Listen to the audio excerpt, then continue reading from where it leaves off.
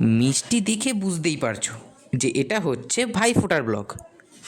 গরু খোঁজা খুঁজলেও আমাদের তিন কুলে বোন দিদি বলে কেউ নেই, তাই দু ভাইকে মিষ্টি মুখ করিয়ে ভাইফোঁটা উদযাপন করলাম।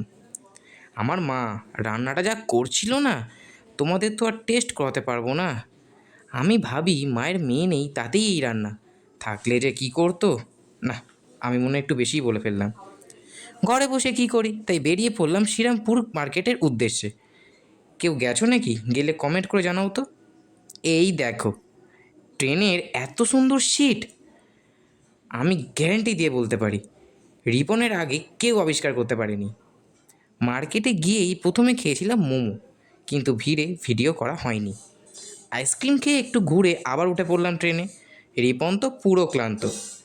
রিপনের কাণ্ডটা খালি দেখো, বাড়ি ফেরার পথে মেলা থেকে কেনা মোবাইলে কার সাথে যে এত বকছিল আমি সারা রাত ভেবেও বের করতে পারিনি।